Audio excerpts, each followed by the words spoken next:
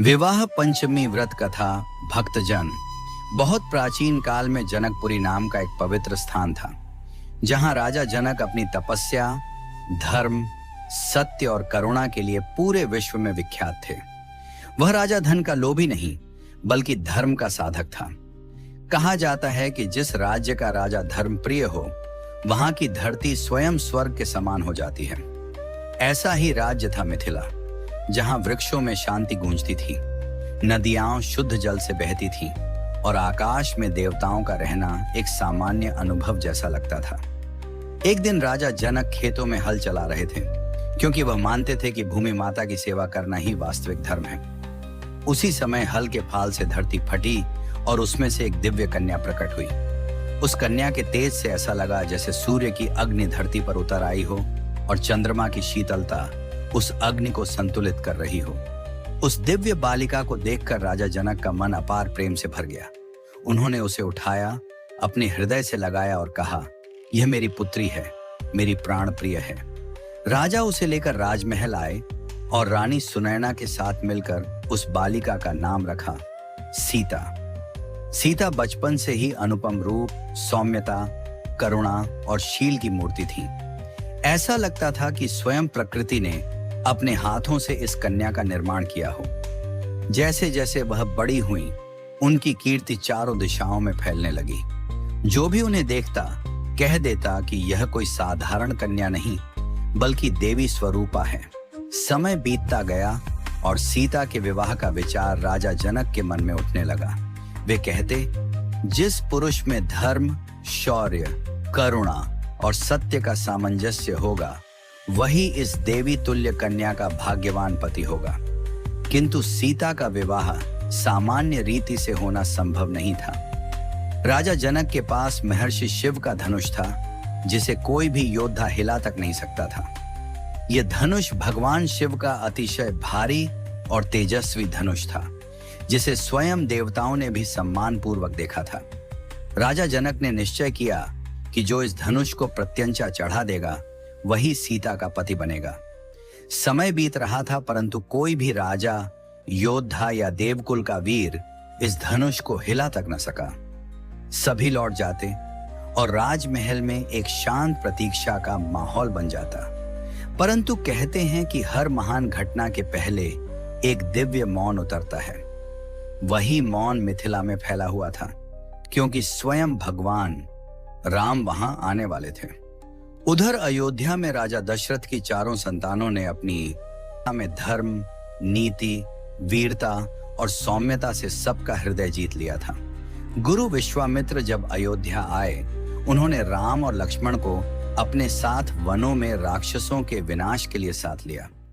यात्रा के दौरान महर्षि विश्वामित्र उन्हें मिथिला लेकर आए, जहां शिव धनुष यज्ञ का आयोजन था। जैसे ही राम मिथिला की सीमा पर पहुंचते, ऐसा लगता है कि भूमि स्वयं उनका स्वागत कर रही है। पवन मंद हो जाता है, वृक्षों की पत्तियां धीमे धीमे झूमने लगती हैं, पक्षियों का मधुर गान वातावरण में फैल जाता है।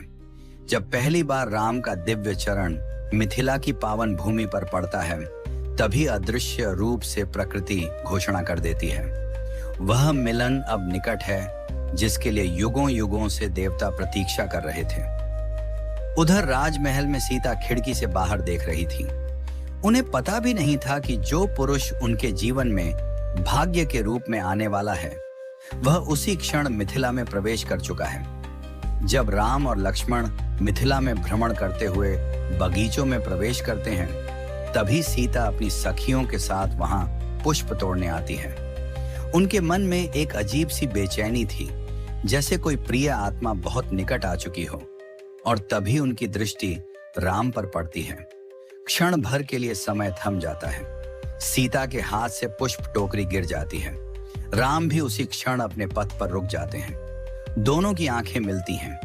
एक ऐसा मिलन जिसमें न कोई शब्द होते हैं, न कोई औपचारिकता, केवल आत्मा की पहचान चलती है। जैसे दो नदियां दूर दूर से बहकर मिलती हैं, वैसे ही राम और सीता की आत्माओं का मिलन उसी क्षण हो गया था। सीता लज्जा से अपना मुख नीचे कर लेती है और धीमे कदमों से अपनी सखियों के साथ महल लौट जाती हैं। उनके हृदय में मधुर कंपन है, जैसे कोई दिव्य वीणा स्वयं बज उठी हो। दूसरे दिन राजा जनक द्वारा शिव धनुष का यज्ञ आरंभ हुआ।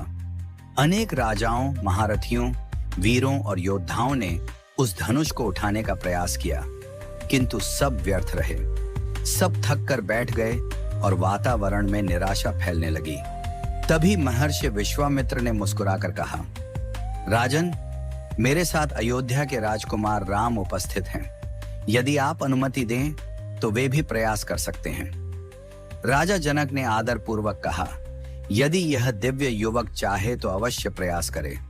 हमें यह देखकर हर्ष होगा कि वह शिव धनुष के निकट जाकर इसे स्पर्श भी कर पाता है या नहीं। राम ने गुरु को प्रणाम किया, फिर धनुष के पास जाकर विनम्रता से प्रणाम किया। वे बल का प्रदर्शन नहीं कर रहे थे, बल्कि भक्ति और नम्रता से धनुष को सम्मान दे रहे थे। उनके स्पर्श मात्र से धनुष एक दीर्घ गर्जना के साथ मानो स्वयं कहने लगा, मेरा स्वामी आ चुका है। राम ने अत्यंत सहजता से धनुष को उठाया। सारा मंडप स्तब्ध हो उठा। फिर वे बड़े सौम्य भाव से प्रत्यंचा चढ़ाने लगे और जैसे ही उन्होंने प्रत्यंचा चढ़ाई, धनुष भयंकर ध्वनि के साथ टूट गया। वह ध्वनि इतनी तीव्र थी कि ऐसा लगा मानो आकाश फट रहा है, परंतु उस ध्वनि में भी एक मधुरता थी। यही संकेत था कि दिव्य मिलन का समय आ गया है। मंडप में हर्षोल्लास फैल गया। राजा जनक की आंखों में आंसू छलक आए। उन्होंने आकाश की ओर देखते हुए कहा, हे प्रभु, आपने मेरी पुत्री सीता के लिए योग्यतम वर भेजा है। अब मुझे कोई चिंता नहीं। सीता को जब यह समाचार मिला कि राम ने शिव धनुष तोड़ दिया है, उनके हृदय में प्रसन्नता की लहर दौड़ गई। उन्हें लगा कि जैसे उनका मन पहले से जानता था कि वही पुरुष उनका जीवन साथी बनने वाला है। सखियां उनसे कहती, देवी, लगता है भगवान ने आपके लिए खुद कोई वर चुना है। अगले दिन विवाह की तैयारियां आरंभ हुईं। चारों ओर देवताओं के गीत, सुगंधित पुष्पों की वर्षा, दीपों की पंक्तियां और शंख की ध्वनि से पूरा मिथिला नगरी देवी लोक जैसी लग रही थी। पूरे नगर में मानो उल्लास का समुद्र उमड़ आया था। राम और लक्ष्मण, भरत और शत्रुघ्न, चारों भाई अपने गुरु के साथ राजा जनक के राजमहल पहुंचे। राम सीता के विवाह के लिए खड़े हुए और सीता को सखियां लेकर आईं। सीता के पैरों की आहट से मंडप का हर कण पावन हो गया। सीता का स्वरूप ऐसा प्रतीत हो रहा था जैसे स्वयं लक्ष्मी पृथ्वी पर अवतरित हो गई हो। राम ने जैसे ही उन्हें देखा, उनके हृदय में पूर्ण शांति और आनंद की लहर दौड़ गई। विवाह की वेदियां सज चुकी थीं। अग्नि को साक्षी मानकर जयमाल की रस्म हुई। जब सीता ने राम के गले में जयमाला डाली तो देवताओं ने पुष्प वर्षा की।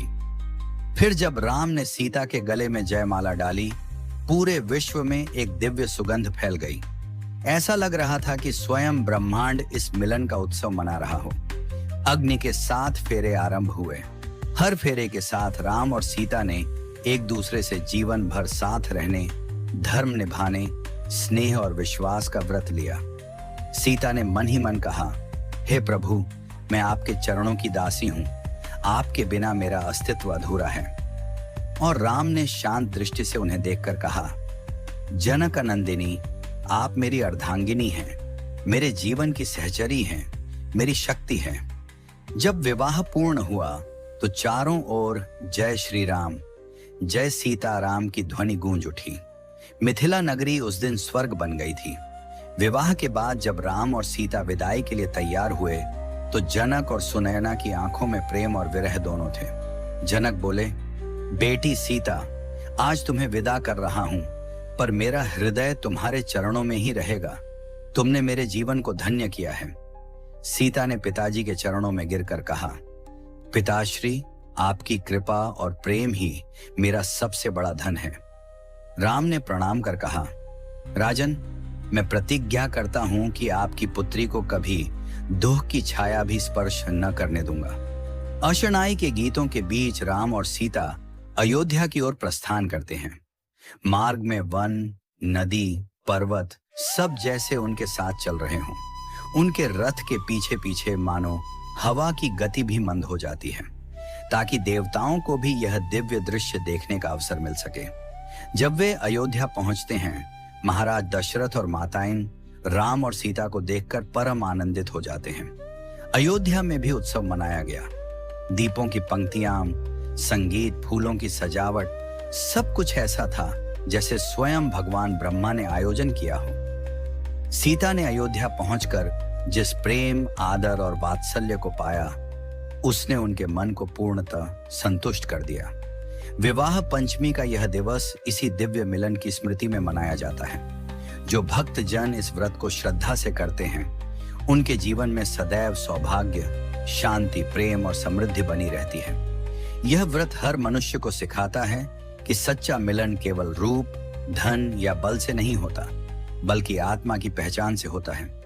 इस दिन राम और सीता का मिलन स्मरण करते हुए यदि कोई भक्त मन में सच्चे प्रेम, समर्पण और निष्ठा का दीप जलाए, तो उसके जीवन की हर कठिनाई स्वयं दूर हो जाती है। भगवान राम की कृपा से मन शांति पाता है और माता जानकी की कृपा से घर में स्नेह और सुख की वर्षा होने लगती है। विवाह पंचमी की कथा सुनते सुनते मन ऐसा शीतल हो जाता है जैसे किसी ने हृदय पर अमृत टपका दिया हो। प्रभु राम और माता सीता का यह दिव्य विवाह केवल एक ऐतिहासिक घटना नहीं, बल्कि प्रेम, समर्पण, त्याग और धर्म की सर्वोच्च शिक्षा है। हे भक्तजन, आप पर श्री राम और सीता माई की कृपा सदा बनी रहे।